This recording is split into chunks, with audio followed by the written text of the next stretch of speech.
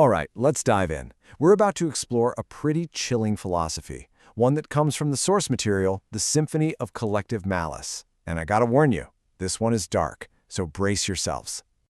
So right off the bat, we get this core idea from a character called the Lord. They say, we manufacture reality out of nightmares. I mean, just think about that. This isn't a world built on hope or logic. It's a world that's been deliberately built from our worst fears. It's not random chaos. It's terror by design. Okay, first up, Overture, the Soloist's Whisper. This whole symphony of dread, it kicks off with its first movement, and just like a real symphony, it starts small, with a single, quiet, and really insidious whisper of individual evil. And this leads to a pretty unsettling question, posed by our first soloist, the little evil bat. What if evil is, well, redundant? What if evil doesn't actually have to do much? I mean, what if its only job is to just encourage the malice that's already sitting there, just waiting for a push? So get this, the bat's whole method, it's not about force. It's not about twisting arms. It's just a whisper, a blithe whisper, as it says, into the ears of people who are already ready to do harm. And that right there raises a horrifying question, doesn't it? Where's the real evil? Is it the thing doing the whispering, or is it the person who is so eager to hear it? This basically splits the world into two camps, from the bat's point of view. It's a terrifyingly simple divide. On one side, you have the people who flinch, who recoil at the suggestion of harm. And on the other? Well, those are the people with, and this is a quote, a hole for a heart, who are just ready and waiting to destroy someone's future. But here's the kicker. That little whisper on its own, it might not be that powerful. The real horror, the true power, comes from what's behind it. The whole apparatus of entire damn states. See, that's how a tiny personal seed of malice gets amplified and turned into this unstoppable systemic force. All right, next section. Crescendo, the collective's weapon. So, the music is swelling, we're moving from that single whisper to a full-blown roar. This is where that individual evil gets organized, scaled up, and turned into a weapon for the masses. And here, we meet a character called the Assault Droid. And wow, this one is something else.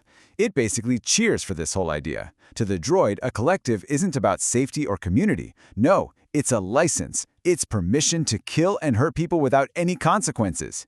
It even asks, are collectives not wonderful? I mean, you can just feel the sheer delight in that question. It's chilling. The droid's definition of a collective is, well, it's something straight out of a nightmare. It calls it an emergent titanic demon. It's not a society, it's a weapon that anyone can just pick up and use as long as enough people agree with them. So in this view, society itself becomes this demonic arm, a piece of some bigger evil entity. And this is where things get really, truly hopeless. Think about it. The psychopathy in this symphony. It's not coming from the conductor at the front. It's coming from each and every one of the musicians. So what does that mean? It means you can get rid of the leader. You can kill the conductor. But the music of cruelty just keeps playing. The rot is in the orchestra itself. So, how does a system like this actually work? Well, the Lord comes back to break it down for us. It has two main tools. First, there's the shield. This is the PR department, you know? All the pretty words about care and doing the right thing that everyone sees. But then, hidden right behind it is the sword. And that's the grim reality, the actual weapons, the pain, the currency, the whole sadistic machine. And what's the currency of the sword? It's pain. The Lord actually points out that coin and pain have the same number of letters. In this system, cruelty isn't just a side effect, it's the entire point. It's been optimized. It's a market built on suffering, and according to the Lord, no other system can do it better. It's not just allowing cruelty, it's perfecting it. And that brings us to the end. The coda. The existential void. After all that, after this symphony of pure malice, what are you left with? The final movement isn't about solutions. It's about how anyone, just an observer, is supposed to deal with this level of soul-crushing hopelessness. We get this observer's point of view from a character called the Elf Archer, who is pretty much speaking for us at this point. To them, existence just feels wrong. It's disjointed, it doesn't make sense. It's like gravity only works on the bad stuff, on the dark matter. Any shred of optimism you might have feels like a delusion, because every path, every symbol you look for, it just leads you right back to the nightmare. So, of course, this complete despair leads our adventurer right into an existential spiral, starting with the biggest question there is. If this is what reality is, then what's the point of any of it? Is there a point to anything? And the questions just keep coming. You start trying to find some kind of reason in it all. Okay, fine, it's cruel, but why? Why do they even bother?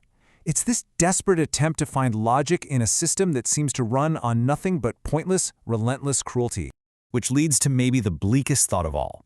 What if it's all just a distraction? What if this entire elaborate, horrifying system of pain is just better than simply rotting? What if it's just a noisy way to fill the time before the silence of total nothingness? And that's where we're left, with one last chilling question that gives you absolutely no comfort at all. What if the fear of a silent, eternal void is actually worse than the fear of a loud, agonizing, but constant rot? You're left with a choice between two absolute terrors, and there's just no good answer.